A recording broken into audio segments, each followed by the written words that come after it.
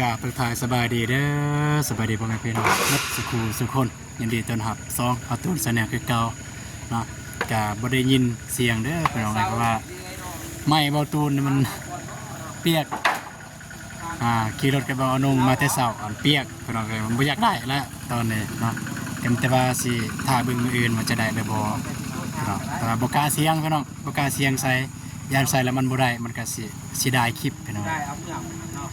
พิธีกรสิกลับพี่น้องก็สิได้อัปเดตเบิ่งเนาะเพราะว่าไอ้สางแดงเพิ่นก็มาแล้วพี่น้องเนาะเพิ่นมาแต่บ้านแล้วเพิ่นเอาวันนะไม้เสามาไม้เสาที่จะเฮ็ดเฮือนครัวข่าวดีแล้วพี่น้องเริ่ม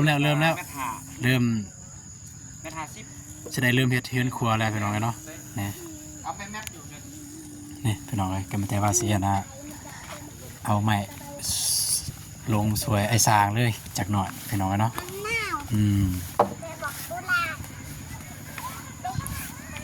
สบายดีเด้อพี่น้องเลยสบายดีเด้อบ่ได้กลับสาวเลยบ่ได้กลับแล้วเพราะว่าดีพี่น้องเลยเนาะทักทายสวัสดีสบายดีเด้อที่เข้ามาเบิ่งมาชมซองบาวตูนชาแนลพี่น้องเลยเนาะได้ที่เข้ามาให้กำลังใจทีมงานเราใต้เนาะผมขอบใจหลายมื้อนี้ว่าสิกลับบ่ทันกลับซะทันกลับซ้ำนี่แหละก็เลยว่าสิสบายดีเด้อไอแดงเด้อสบายดีบ่ได้เห็นกันมืดมื้อนี่เม็ดซาพี่น้องเนาะเม็ดซาแม่พอดีตัวนึง50เป็นเม็ด4เฮือนขวานสูงหลายก็บ่ได้เนาะเอาบ่ได้รอดมีเพียงว่าเฮือนขวานบนกลางสิไหวพื้นนั่นแหละเม็ด6บ่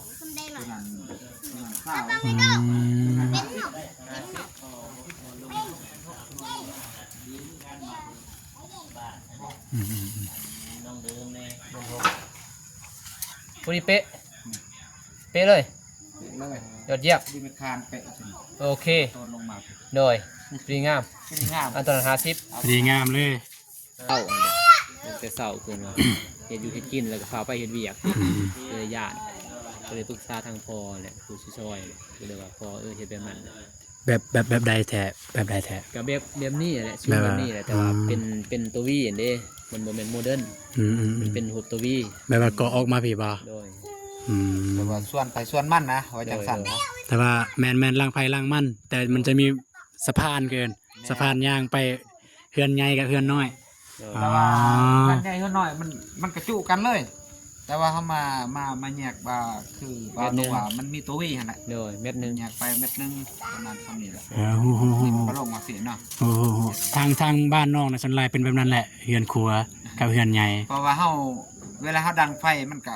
ก็สิอุดตัวนี้มันอุดแต่ตัวน้อยนี่มันก็บ่เมียงนะมันบ่ได้เข้านะมันบ่ได้จ้ำเด้เพราะว่าอันนี้นี่ปงเอี่ยมนี่เฮาได้เปิดง่ายเปิดก็ได้พอเม็ดนึงมันก็ได้แหละ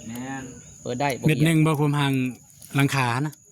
ระยะห่างมานี่นะระยะห่างมันอยู่รุมนี่โดยคันเม็ดนึงเนี่ยบ่ได้เว้ยระยะห่างนี่เม็ดนึงนี่ได้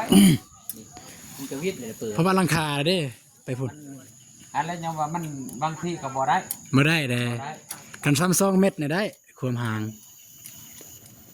เม็ดห่างได้เม็ดห่างวิดอยู่เขาต้องเบิ่งวัดเวลาเฮ็ดก่อนเฮ็ดจะได้มันสิให้มันได้น้ำใสนะแล้วทางอ้ายก็สิเฮ็ดให้มันบ่อยากให้มันพระเลยนะแม่นสิเฮ็ดให้มันได้น้ำใสมันทุกอย่างนั่นแหละแล้วก็บ่ให้มันพระเกินเลยแม่นคันฟ้านี่ก็บ่คักนะเวลาพ่นสาดมาสาดใส่บ่อนน้องสลีหมดเลยตัวนั้นแหละพี่น้อยเนาะแก้ไขบางนี้ถ้าเป็นไปได้ถ้าว่ามันยากบางทีเฮาก็เสียวออกเนาะก็ตามนั่นนั่นแหละนี่เสียอยู่บ่เสียพี่น้องเนาะเอาออกไปแล้วเฮามาใส่ประมาณจักเม็ดเฮือนครัวเนี่ยเนาะเฮือนครัวนี่กว้างนี่5เมตรยาวมั้ยยาว5เมตรยาว5เมตรกว้างนี่4เมตรโอ้ใหญ่เลยสันใหญ่ได้ก็เฮ็ดน้อยก็บ่เป็นพอจะกินข้าวอยู่หั่นเด้เพิ่นกินข้าวแล้วก็ตู้ นั่นอีก แล้วเราจะกินข้าวพุ่นอยู่กองลาง โดยตัวยัง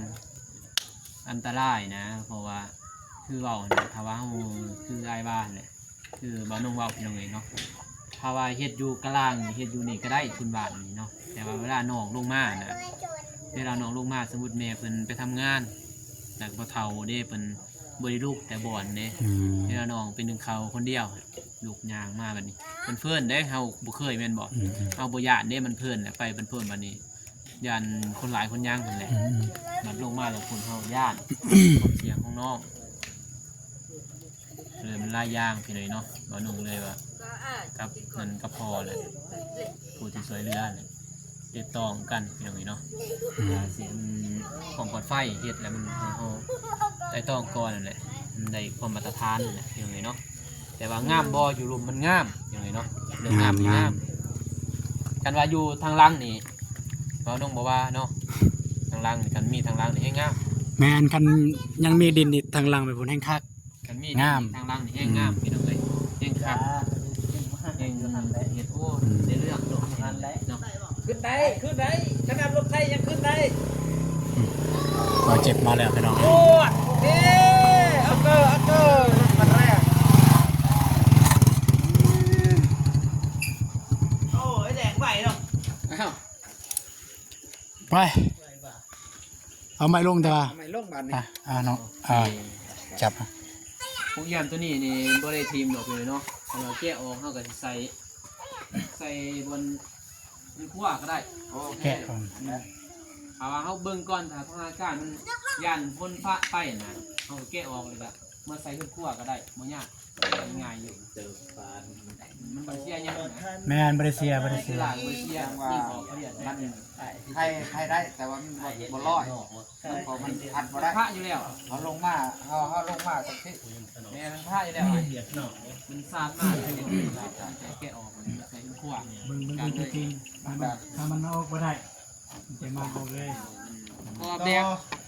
เพิ่นแบบนั้น มางออกได้แต่บ้านเรากบนี่มางออกบ่ได้ กบบ่ได้วะ นี่ฮะเพราะว่าเฮาได้อันนั้นเลยได้ตอกมันละเอียด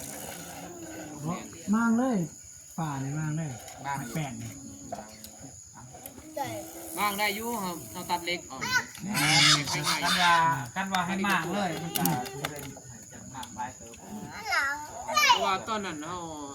ว่านุ่งกับบนขึ้นนะว่าสิ มีเฮือนคู่ แม่นเฮาก็เฮ็ดตามแบบ ตามแบบ เอาบ่ขึ้นว่าสิมีเงินคั่ว แม่น ไก่ลุ่มนี่ก็บ่ได้แม่นบ่เป็นความปลอดภัย สิเฮ็ดให้น้องซาลี่เพิ่นบ่ให้โลกกลาง โดย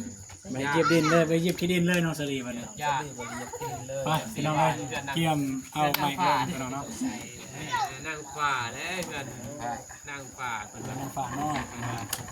ฝ่าหน่อย อยู่บนดอย น้องฝากน้อง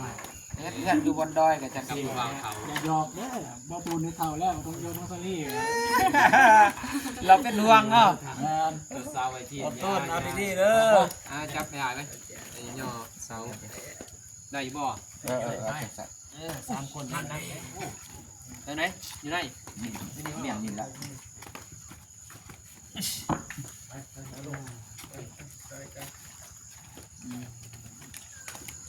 มาได้สิได้ซอยน้องสลีกับซอยมื้อนี้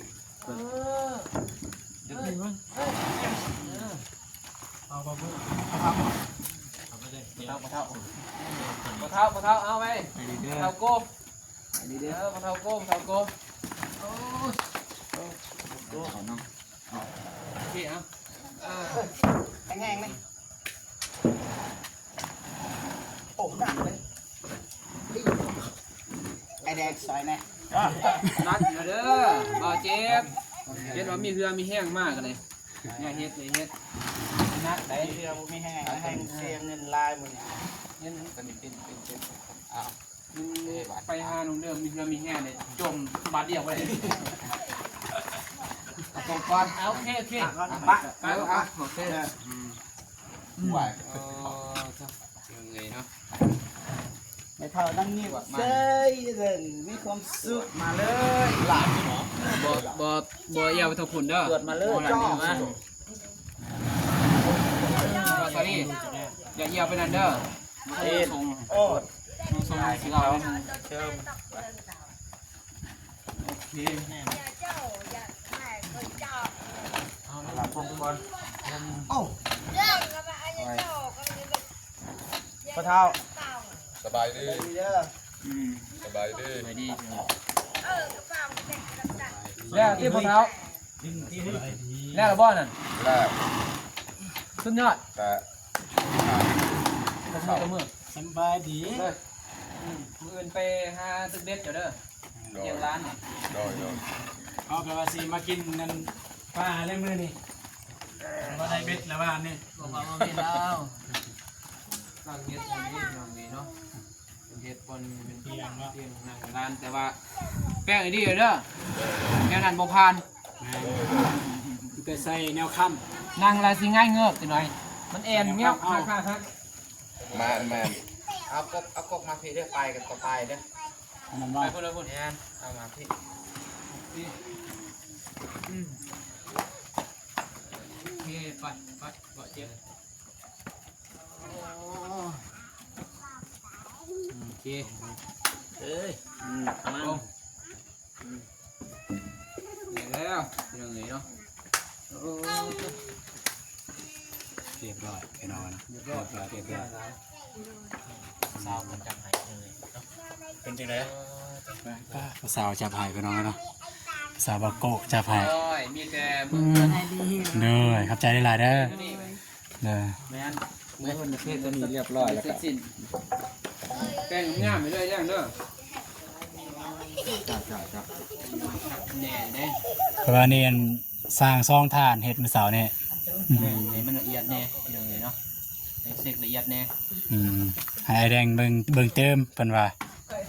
เดี๋ยวละ ขึ้นฮอดพุ่นเลยจึงฮู้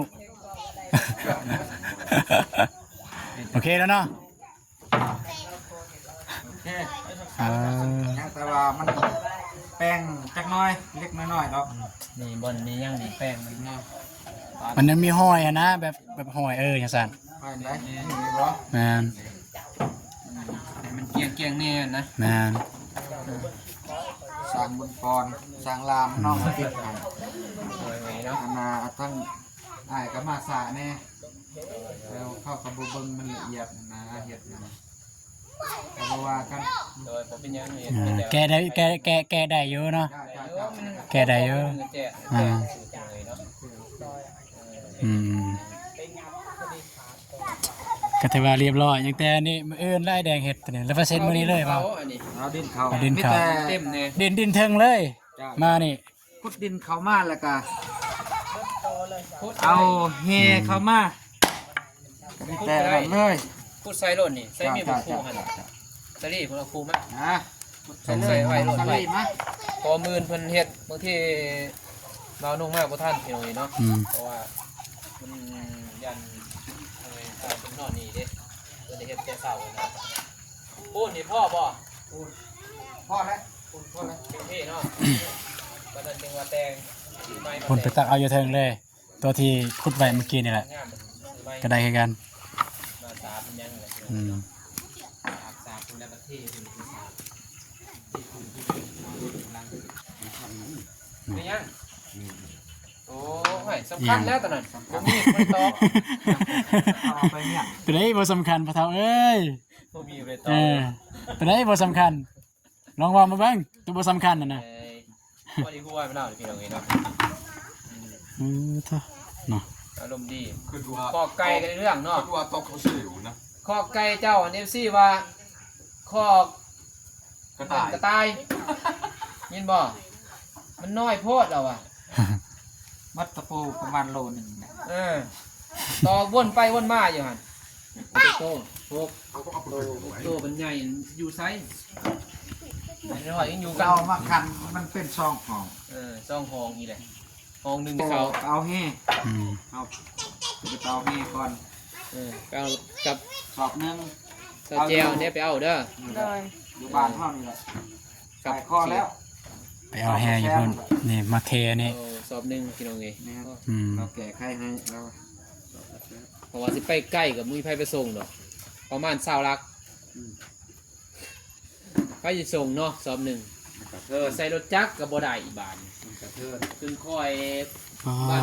พี่น้องเอ้ยเบาเจ็บเนี่ยมาเลยเฮ็ดเวียกเลยสบายดีเด้อเบาเจ็บเด้อ สวัสดี อืม คิดว่าสิบ่ได้ทายแล้วติดจนเมื่อย ตายอยู่บ่เจ็บน้อยใจพี่น้องบ่เจ็บน้อยใจบ่ได้มาตายตายนี่5 กับ 8 นาทีนี่พี่น้องเนาะแต่แน่นอนนะต้องขุดแต่นี่เพราะมันสูงกันได้เทเนี่ยมันต้องขุดดินนี่ลงไปพุ่นเพราะว่าต้องได้เทพื้นมันว่า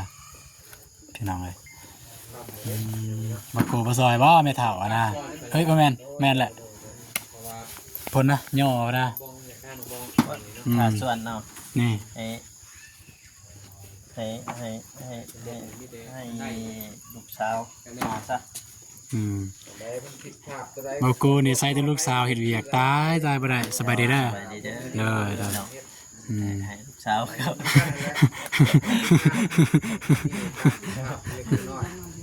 บ่ได้นี่เด้อได้แล้วเนี่ยเป็นหยังเพื่อนไก่ พี่น้องเนาะก็คลิปนี้ก็บ่ได้ยินเสียงหลายปานใดพี่น้องว่าไมค์ของประตูก็มีปัญหาคือแจ้งในเบื้องต้นหั่นก็บ่กล้าเสียงอีกย่านใส่แล้วบัดไปฟังบ่ได้ยินเสียงเสร็จพี่น้องเนาะก็คือมื้อนี้แล้วก็ถ่ายแต่คลิปเดียวพี่น้องเพราะว่าถ่ายตอนแรกก็บ่ได้ยินเสียงถ่ายใหม่อีกบัดนี้ เอ้าบ่ได้ใช้ไม้บ่มัน มันบ่ได้ใส่ไมค์เลยไมค์บ่ได้ เป็นไง อืม เป็นหยัง จังว่ามาแต่บ้านกับไอ้เบาหนุ่งพอดีเมาไม่ตายเลย มันเปียกได้ให้เบาหนุ่งกับบริษัทใส่วะไอ้เบาหนุ่งใส่เราได้แหละขอบ่ได้ เพราะว่าผู้ใหญ่รับก็เห็นว่าเราจักสิว่าบ่ ไปพี่น้อง ไอ้เนี่ยคันนึงเกี่ยวเนาะที่ให้เงินทั้ง อืม ไอ้เรื่องคนก่อนซื้อแห่ซื้อแห่บ่พ่อสอบหนึ่งซื้อน้ำจับมาเตรียมให้ แม่นเฮาประมาณว่ามันเฮ็ดมันต่ำ สิเต็มแล้ว อันนี้มันเฮ็ดสูง อืมฝนกับกำลังสีลงมาพี่น้องเลย เราก็มันจะ อื ไป มพอดีว่าสิกลับเมื่อกี้นี่พอดีว่าสิกลับพอดีไล่มันก็ไล่ ไอ้สร้างแดงเพิ่นมาฮอด ว่าโคเป่าไฟนำ ฮอนไม่นี่มาส่งพี่น้องครับ เป็นแค่หาคือน้ำมันเด้อ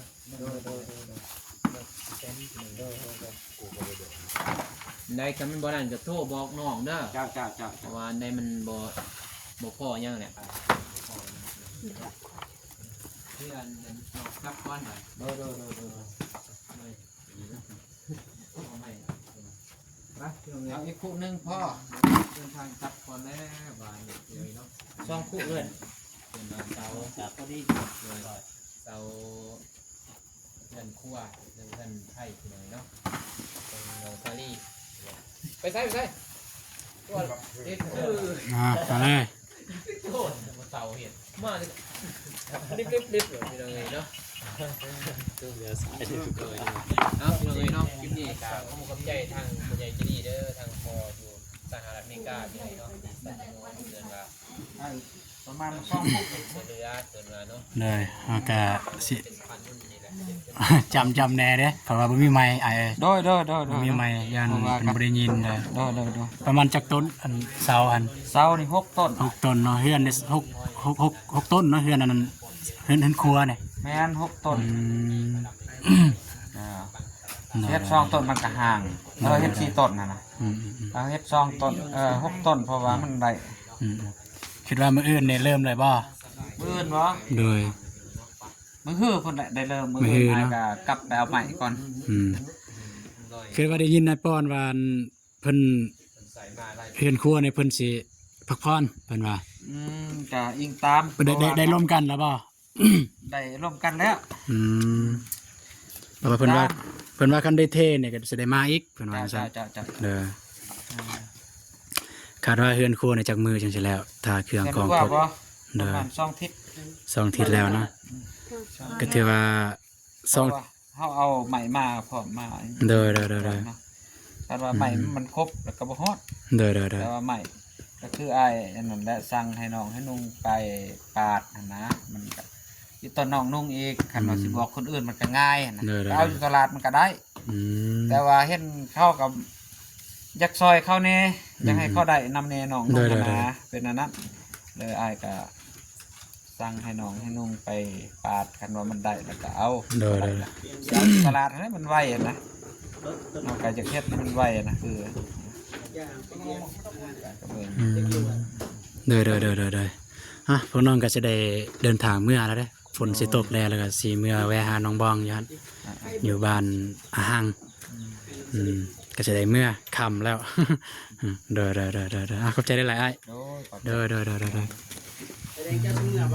เขาว่าผมคิดให้นอน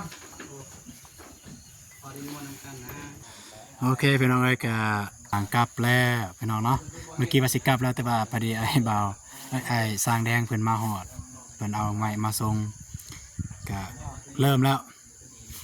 เฮ็ดเฮือนครัวต่อพี่น้องเนาะหลังจากเฮือนใหญ่นี่สำเร็จเรียบร้อยแล้วก็สีเรียบร้อยแล้วทาสีนี่สำหรับลูกติ่งนี่แม่นแล้วทาสี